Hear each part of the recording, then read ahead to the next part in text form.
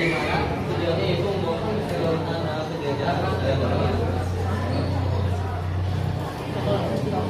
Yang pertama, saya akan menjelaskan presentasi terlebih dahulu yang dimana dominasi lautan di bumi kita. Yang pertama itu tentang bumi ditutupi oleh lautan sebanyak 71%, yang dimana mengartikan bumi itu hampir 71% adalah lautan. Nah, yang kedua itu 97% air di planet ini adalah lautan. Jadi adakah hal itu memiliki berapa 97%-nya dari lautan, ada yang paling banyak air yaitu jenisnya dari laut. Lalu yang ketiga yaitu 50 sampai 88% kehidupan sendiri tinggal di lautan. Jadi spesies-spesies atau hewan yang paling banyak spesiesnya yaitu berada di lautan. Sehingga lautan ini lebih besar daripada mata air. Merupakan dunia sekitar yang menakjubkan dengan misteri kita terduga dan fakta-fakta yang belum diketahui umum. Yang mencermat dari gua sebagai gua terbesar di lautan dalam kita. Jadi hampir berapa persen dalam seluruh jalan kita di lautan hanya beberapa persen saja dari jumlah seluruh lautan. Di mana dapat kita lihat ini, yaitu sekitar 7,5% lautan yang ada di muka bumi kita baru dieksplorasi, sisanya belum tereksplorasi. Nah, misteri lautan di antaranya yaitu meskipun kemajuan teknologi saat ini hanya 5-10% dari lautan yang sudah dieksplorasi dan intensif, dan 95% dari tata seluruh bawah laut ini masih merupakan misteri lengkap yang wilayahnya lebih tidak dikenal daripada permukaan bulan.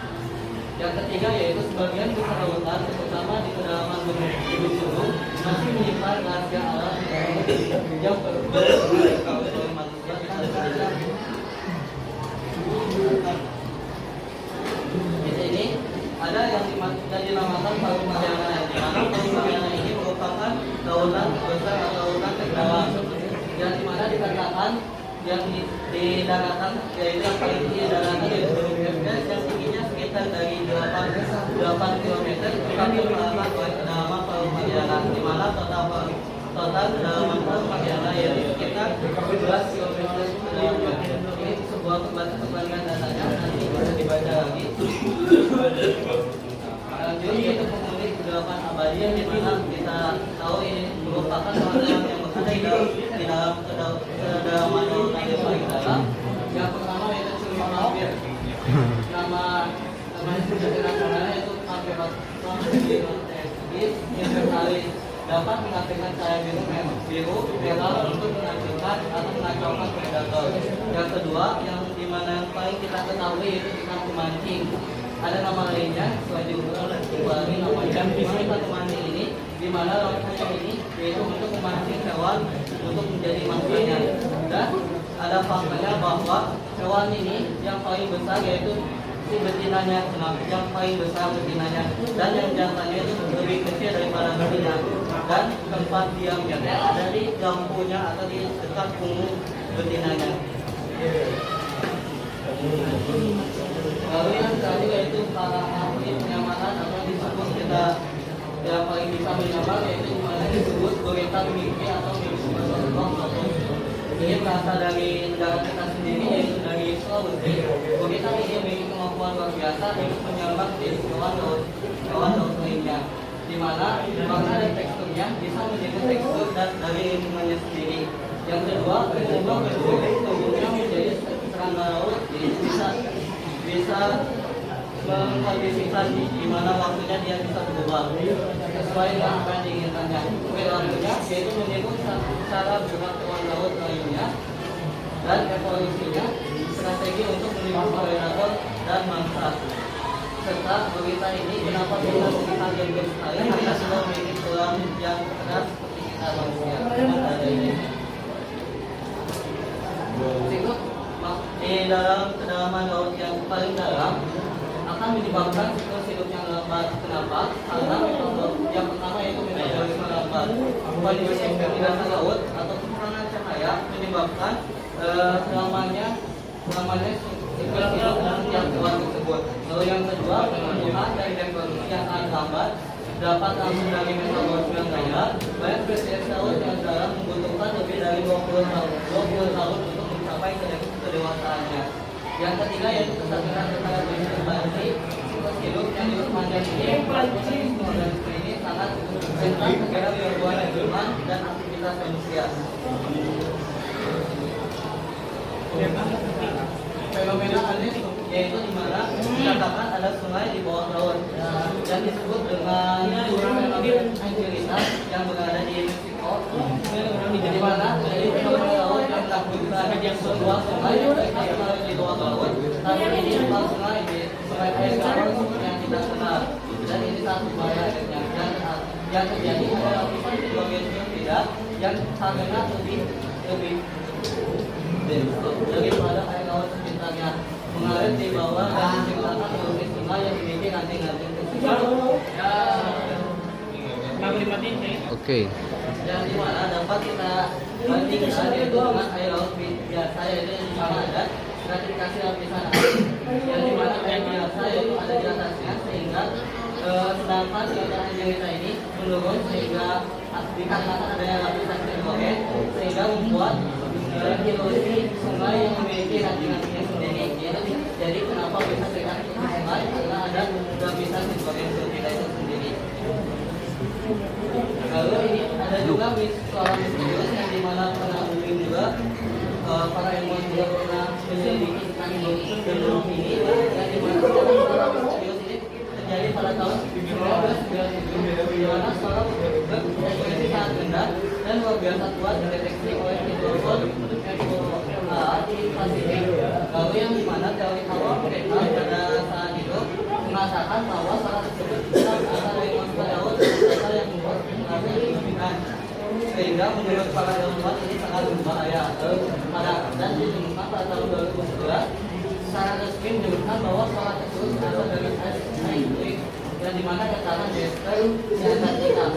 Fakta tentang gunung ini sendiri adalah kuat, yaitu setelah dengan reduksi Excalibur dan kedua dapat daya tekanannya sangat luar biasa untuk suara di bawah laut. Yang ketiga dideteksi dari jaringan mikrofon solar yang mana yang keempat letaknya berasal dari wilayah Dexter Antartika.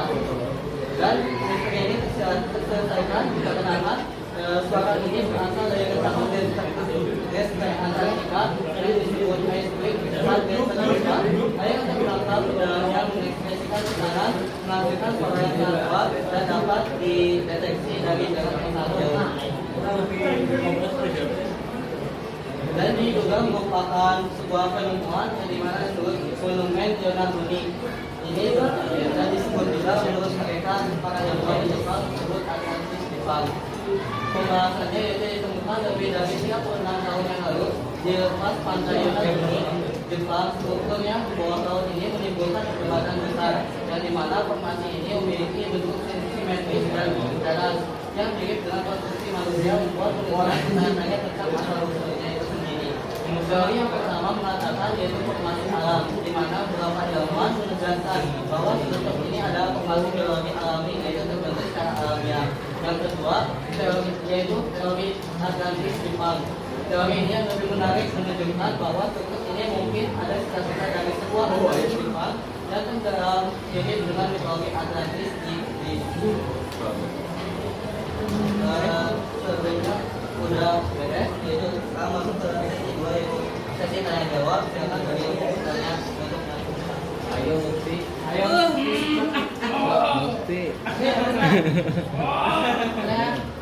Ya sok Mulki dulu. Oh iya. Lebih sedikit dieksplorasi daripada luar angkasa. Bukan Alah. selain faktor tekanan air yang semakin dalam semakin Tiga pertanyaan. Allah. Gimana? Ini ya, mau pertanyaan misteri apa pertanyaan ilmiah? Tapi aku suka sih pertanyaan. Aku suka pertanyaan misteri.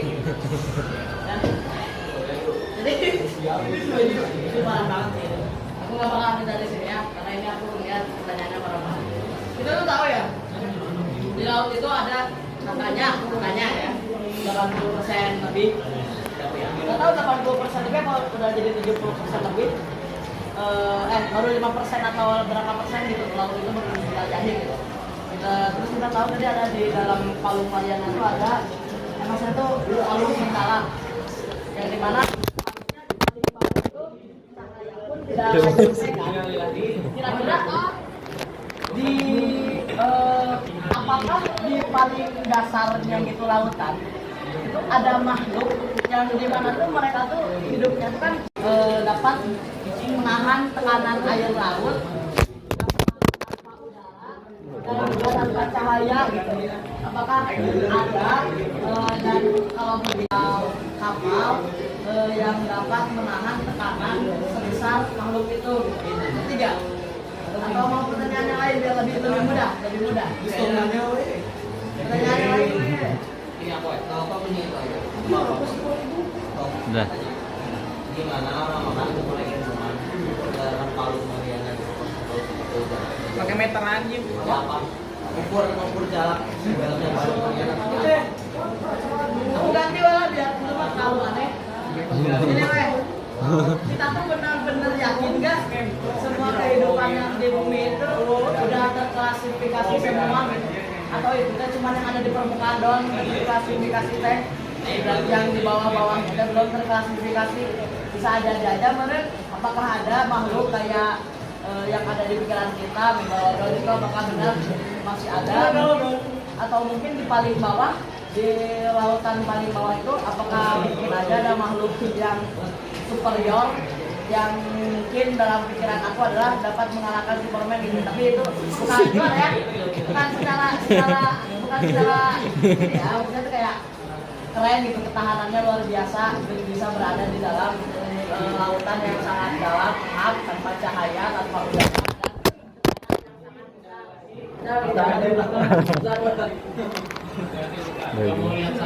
Kamu lihat. Ini hanya bertanya itu berarti dulu buat yang bertanya itu buat Mukti, buat kita Majid. Jadi kemudian aku akan menjawab sesuai pendapat aku sendirinya ini. Nah, dari 3 pertanyaan tadi saling berhubungan di mana tadi Adit nanyain bagaimana cara mengukur kedalaman lautan ya kalau bagaimana itu. Lalu yang kedua Bu Mukti nanyain tadi tadi nanya Itu apa tuh? Alasan manusia nggak bisa eksplorasi laut selain faktor tekanan.